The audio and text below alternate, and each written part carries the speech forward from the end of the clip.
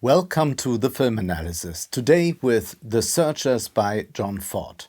Why this film from 1956? We are not only dealing with a Western icon, but a film featuring an ambivalence rendering it timeless. It still speaks to us, or perhaps speaks to us particularly strongly today. It concerns questions by the likes of what is America? What is a community, a civilization? Does a national cultural identity even exist? What does it look like? The Searchers addresses these issues. The Searchers is one of the most beautiful and best westerns ever. Anyone who has not seen The Searchers really has no idea about America. The film has influenced so many directors over the last 60 years. Steven Spielberg, Wim Wenders, Jean-Luc Godard, Francis Ford Coppola, Paul Schrader, Martin Scorsese and many more should be mentioned here. The Searchers belongs to classical Hollywood. There are no formal experiments in this film. It's not overly expressive, nor are there any of the crazy close-ups known from Italian westerns. The narrative and the psychology of the characters take center stage. Explicit depictions of violence are rare. Images follow a symmetry, the golden cut. Quite the classic image structure in this Western, a genre often regarded as a form of American opera. One could argue Western make up for what America lacks, namely the art of the old masters, say Dürer or Rembrandt. John Ford is an old master in the truest sense of the word. I will only briefly outline the story. The old cowboy Ethan, played by John Wayne, and the young lad Martin search for years for the little girl Debbie, who has been kidnapped by Indians. Eventually, after a long odyssey, they find Debbie, but she refuses to come with them. She doesn't want to be rescued. The old cowboy Ethan wants to kill her right away since she has become an Indian to him. The film refuses any clear answer on identity questions. Hence, we are witnessing exceptional art.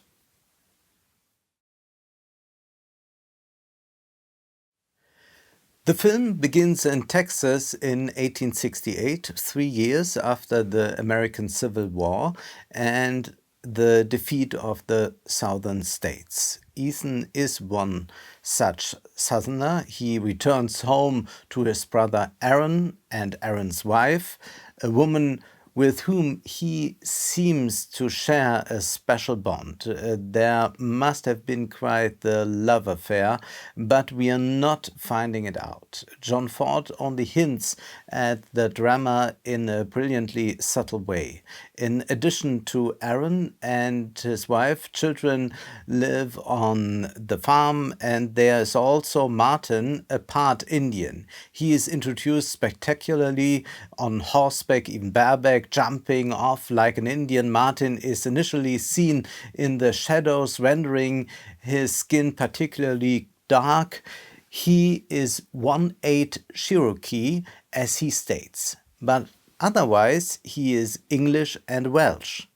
A highly hybrid character, Martin has now found an adoptive family here. Brian Henderson has written a great essay about the Searchers covering the American dilemma.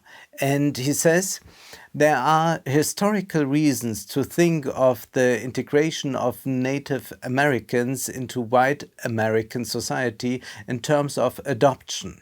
The detribalization of Indians has been a deliberate strategy in American history. Someone integrates into white culture but must give up their tribal culture to succeed. Today's integration often strikes similarly. Ford is not really interested in this old story, but in the racial conflict in the 1950s. Censorship was largely lifted, the McCarthy era was over. Henderson further writes, how does the contrast between consanguinity and adoption relate to the situation of black people in the USA in 1956? Black people were detribalized through enslavement with the greatest violence. On the plantations, social relationships were forcibly structured in relation to the whites. End of quote. Let's not forget, when praising integration today, this hybridity and all that represents a discourse of power. The other, the radically different, disappears in the process. This also applies to the policy of desegregation. In 1954, the Supreme Court ruled that racial segregation in schools could no longer be maintained since it violated the principle of equality. The good side of integration, so to speak. But we must also always consider the dark side, what is lost with the other, so to speak.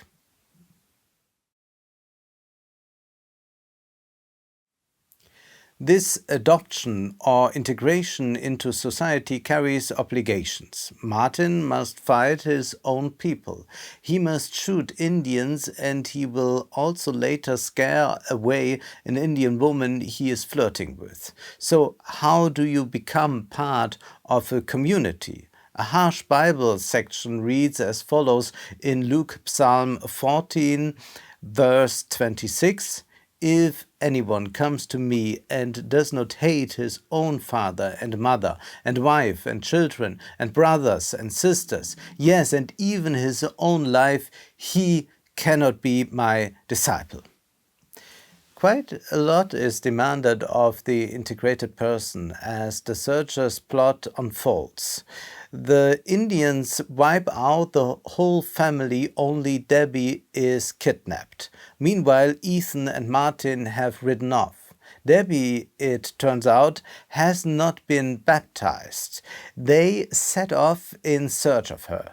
At some point, they learn that she is with an Indian tribe whose chief is Scar. Scar is the antipode of Ethan. They stand opposite each other like rivals.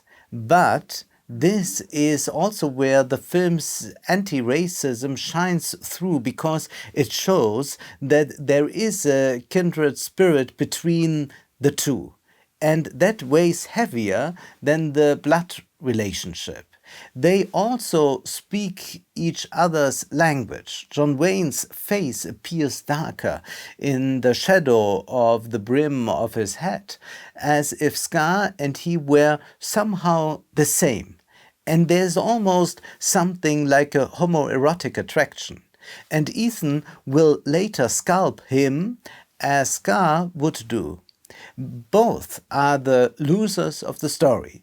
To simply dismiss Ethan as a racist with an outdated worldview would be too easy. It really is always about ambivalence. There is also an anti-Semitic passage in the film where a money-grabbing Jew is shown, so to speak. His name is Futterman. But you can always ask, what else does Ethan embody? Isn't that also a stereotype of the eternal Jew who always must wander, who never really arrives home?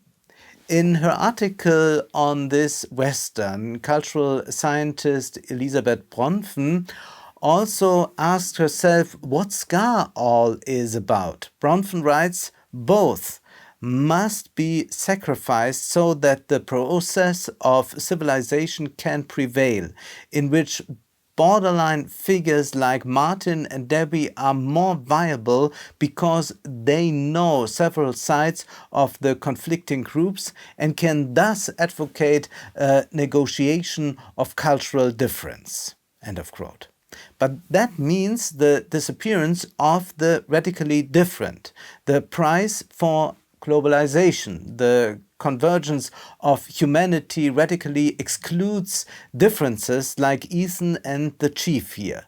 The hybrid identities are thus protected, but the fixed identities stand in the way. A fundamental problem of post-national, post-identitarian identity, in which some people no longer have a place and are excluded. John Ford is not an identitarian here, a tribalist, but neither he is a post-identitarian. He is too pained by the loss of the contoured, the firmly delineated.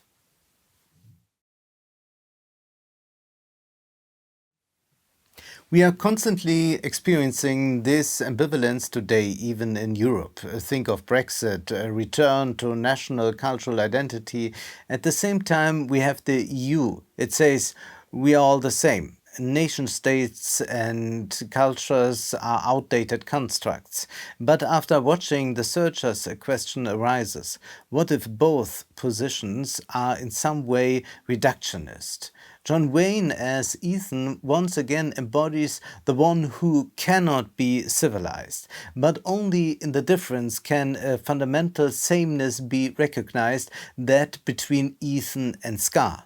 There is also a subplot with Luke, an Indian woman falling in love with Martin. They initially reject her brusquely and treat her badly. But at the same time, the film also shows that meeting the other in person shuts down prejudices.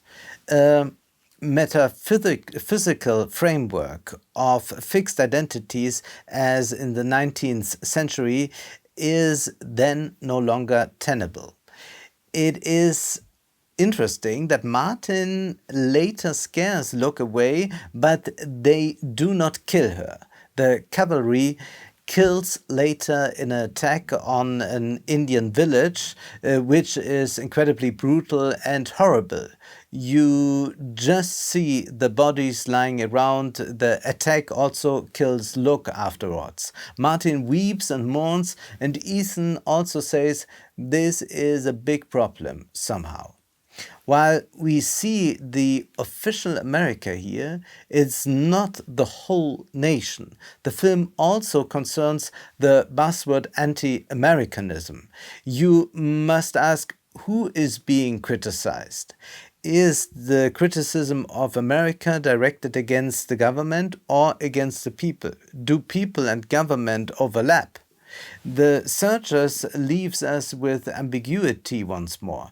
If you don't know the classic westerns, you should probably keep quiet about America anyway. John Wayne is skeptical about the state, about the constraints of the community, an element reoccurring in the US election campaign today when Donald Trump boasts over not paying taxes, having tricked the state.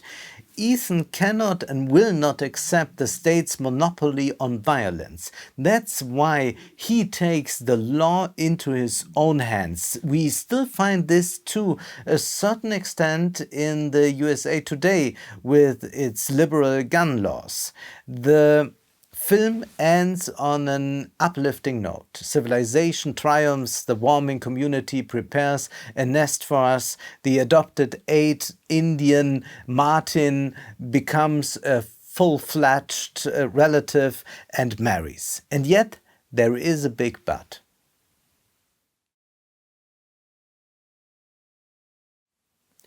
John Ford's Melancholy and Sympathy is directed towards the lonely hero Ethan, who does not integrate into the community. He's a fossil, into a future in which it will no longer find a place.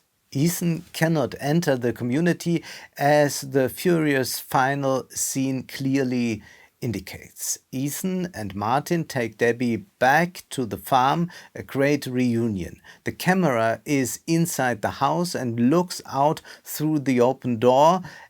We, as civilized viewers, are already inside the house. Slowly everyone enters, including Martin and Debbie. Ethan also steps onto the porch. He steps up to the doorstep, but then he returns around and investigates the distance, literally the Wild West, and walks out of civilization again. He walks into the landscape. He does not belong to us, and we exclude this other. The door, which is the canvas itself, closes. Where is the community? All the figures walk towards us. They leave the screen and enter the auditorium. They belong to us. Ethan, however, still awakens old longings in us, not at all politically correct ones. And we give in to these longings from a safe space, from the spectator's view. But we are not part of the screen. The screen, the action is out there. Only there may we, only in the spectator's room, we have safety. And on the screen, there are our longings. The screen is the ultimate boundary of a society that considers itself limitless. So perhaps it's time to sing the melancholy praises of the border. Otherwise, we watch, but we don't see. It would be nice if you would like to support the film analysis financially. You can do so via my bank account or PayPal. Also, you can find me on Patreon. Thank you very much.